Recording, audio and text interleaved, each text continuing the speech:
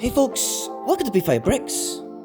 In today's video, one of my most ambitious modular MOCs so far is complete. This is my Amsterdam diamond store, which sits alongside a rather small and narrow French restaurant, the Chez Albert, and they're either side of a canal and bridge, and it all sits on a standard 32 by 32 base plate with the building sitting right at the back.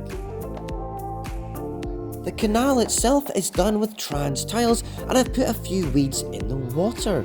The bridge is the centerpiece of the whole scene, and I spent a lot of time getting this to look right. There's also a small outlet for the water here at the bottom.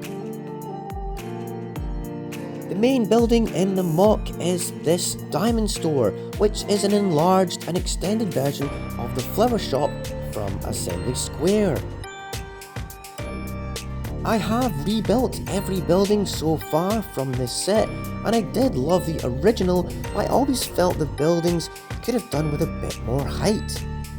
The black bucket pieces in the rooftop are a real favourite of mine, so I wanted to keep the core elements of this building essentially the same with the rooftop. So the main thing to point out is that extra floor. I made an identical floor using a bunch of sand green and grey bricks.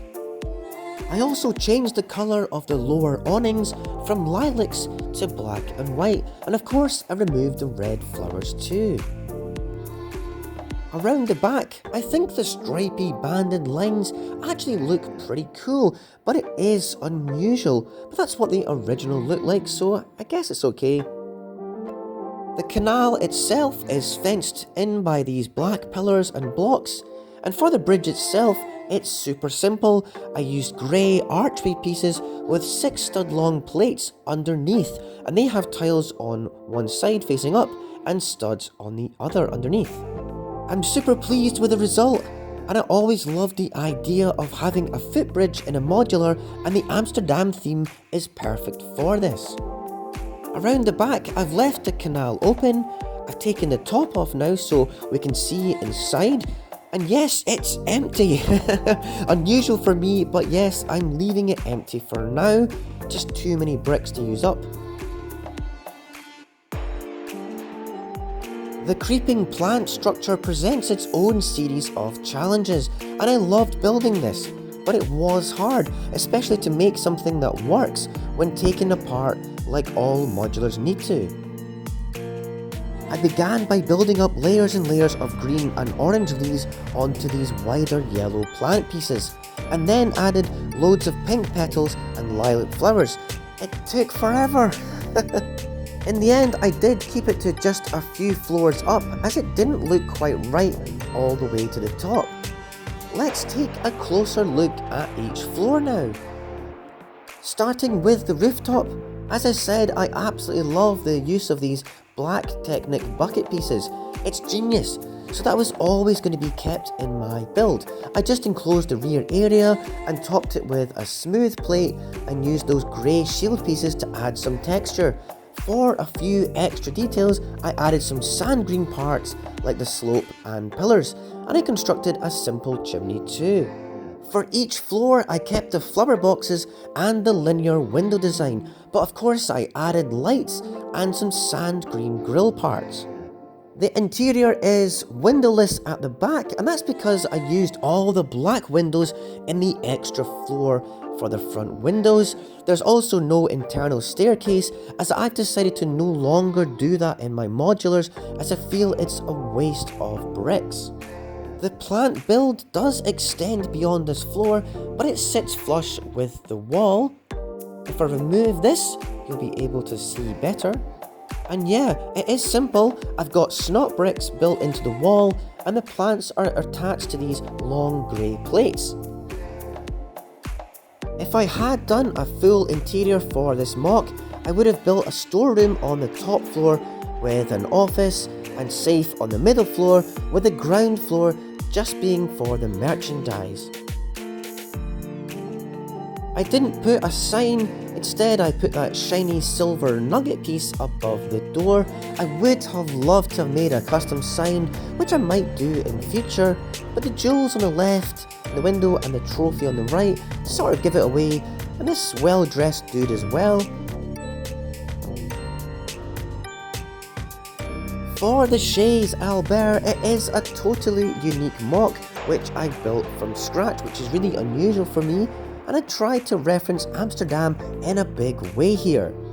The doorway has this tiled triangular pediment which sits atop Technic pilasters with the hinges on top, and I've always wanted to incorporate some kind of classical architecture in a MOC, so it's a bit of a first for me, and it does fit in with the Amsterdam aesthetic.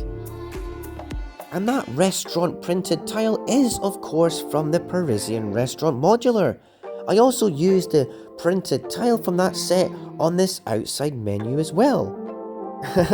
Okay, so an empty interior again. I know, I've let you down, but I think an interior this small would be pretty cramped as a restaurant, and really this is just an exercise to add height and detail to a modular Lego city, so I'm not that fussed about it being empty. I also didn't want to use a lot of bricks, so I've used a whole load of tan wall pieces to save on the brick count, and the result has produced quite a nice colour scheme with the tans, browns and red, but I still ended up using a lot of bricks after all. I wanted to make it look a bit like a mixture of timber and brick, so that's why I used the brown and I kept each floor mostly identical. The tan bar and white arm build is a bit weird looking, but it's just a way of adding detail, and visually it's kinda interesting. We have a ton of these tan panels which are from various friends' stables buildings, which we've had several of over the years. Because this will never be seen, it's quite a good way of using up these parts, again which I don't really think I'll ever incorporate elsewhere with all those stickers. When designing and building this, I did reference various extremely narrow buildings in Amsterdam, and here are some examples. It's amazing just how narrow they can be, but inside they actually go really deep and often have several floors. It's such a cool city and I'm really enjoying making MOCs like it. The next floor is pretty much identical, more friends panels and the same structure. Another thing I incorporated in my MOC was a big chunk of the modular bookshop's red rooftop. I wanted a taller, narrower look, so I added plates in the middle and extended the top by several studs, and of course I added a chimney with a wee bird's nest on this side as well. Looks pretty cool. Overall, I think it's quite successful, and I imagine it to be like a really cute and very special little French restaurant, perfect for a romantic night out. For the diamond store, I initially thought about the mill, but when looking at Gassan and Dam Square, I think this is more the kind of building I wanted to reference, with the bigger, wide ground floor windows. With it sitting back from the street front, with the canal and the bridge being more the focus, I think it looks perfect in a street like this. The walkway works nicely, and the height, I think it's just fantastic having that extra height. So I'm really happy with how this has turned out. I do think it's an improvement on the rather cramped and stumpy assembly square. It's a nice original design that it lends itself really well to that extra height. It just looks really good now. From the rear it is quite appealing as well, and the creeping plant was a successful build, and because it sits so far back on the base plate, it fits in perfectly when interchanged with different buildings. And I think adding the canal is a really nice feature instead of the wee fountain that was in the assembly square. There's nothing wrong with that, but it's just something different, and it just looks a wee bit better. I'd love to know what you think. If you enjoyed the video, please like it, as that helps spread this video, and I hope my modular videos help you decide to change your modulars or modify them. It's a really fun thing to do, and it creates unique buildings in your city. Anyway, thanks for watching, and I'll catch you next time. Bye!